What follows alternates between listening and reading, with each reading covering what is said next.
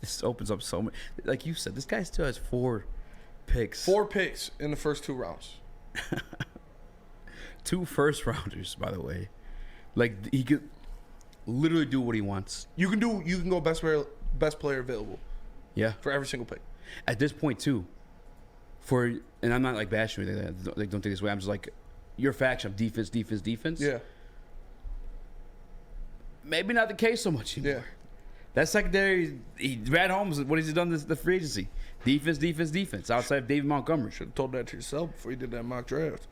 Before I did that mock draft? Hey, I ain't mad. That man fell at me at 6. Yeah. We got that coming up too. Because I do want to know how you think this affects Brad Holmes' draft board. Yeah.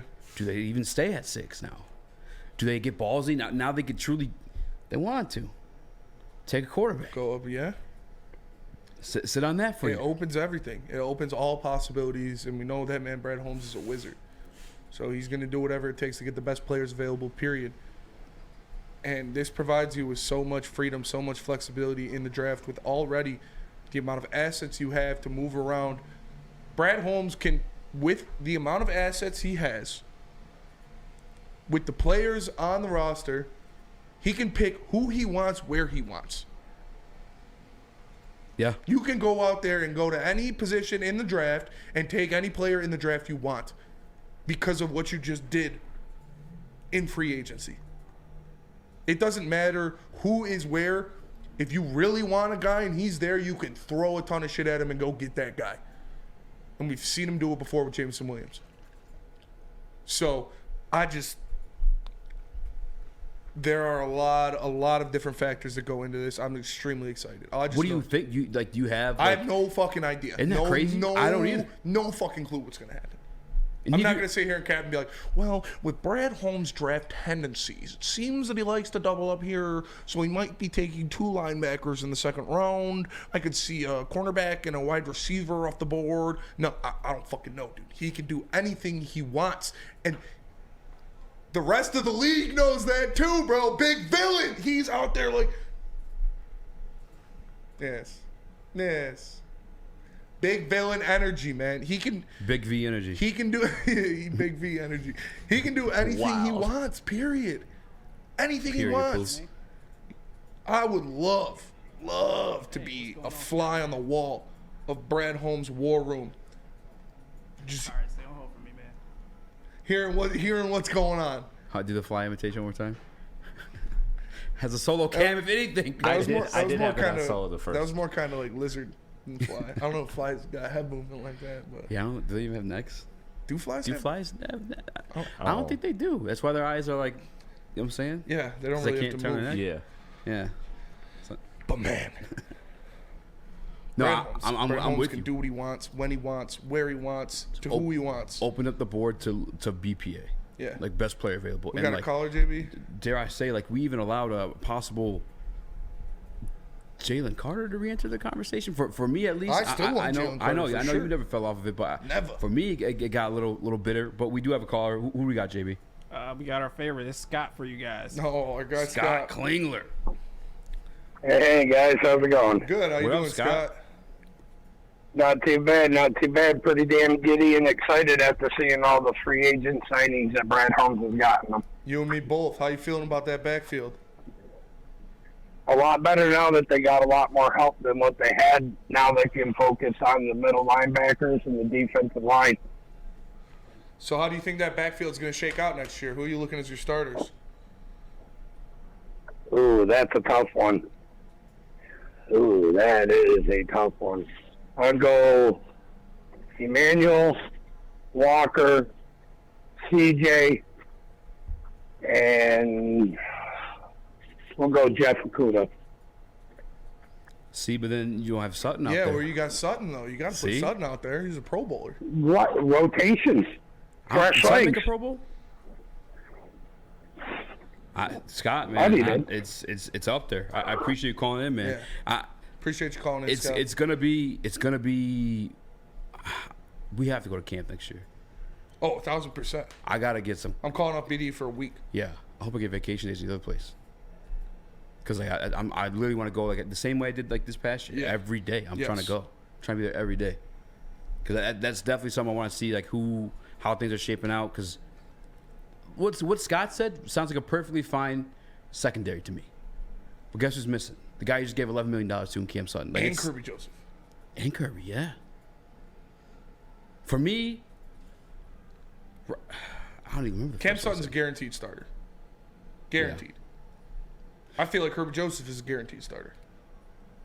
That I can see that. I can see Tracy being the odd man out. Yes. I think Tracy can see himself being the odd man out. All due respect to Tracy, I see him balling, come back from this Achilles injury. But I mean, I think that tweet got fired out there because obviously everyone's throwing everybody hate at every second of the day when it comes like the internet, especially with the celebrities and actual athletes where they have like more notoriety. Yeah. But he was the only one to fire something out and about like along those like lines. Cartier says, "Look at the pay. That's who starts." No. Not this one. No, that's not how it works. That's not how it works when you have not these in guys. Detroit. Not in Detroit. Not with Brad Holmes. Not with Dan Campbell. Not with Aaron Glenn. Michael Brockers got paid. He was one of the fattest contracts on the defensive line last year. Correct. Didn't play. Literally saved $10 million. We're cutting him this year. Him. But the whole entire season, chilling. Jeff Okudah, he's going to be like your 6th highest cap hit next year. You're confident he's going to play in this defensive backfield? But in fact, Jeff Okudah will be the highest paid guy in that backfield next year. You're 100% spot on. This Detroit Lions defense, just organization in general, again, is ran off a competition. Whoever competes and wins is going to see the field. That's why you saw Jerry Jacobs from his rookie year as an undrafted free agent. Starting over Desmond Trufant. Yeah. Malcolm. Well, Trufant was gone, but yeah. Malcolm, another perfect, a 6th-round pick. Yeah. Starting over Chris Board, just got signed by the Patriots. You just brought Chris Board in there. It's going to be, and he exactly paid vet. Mm-hmm.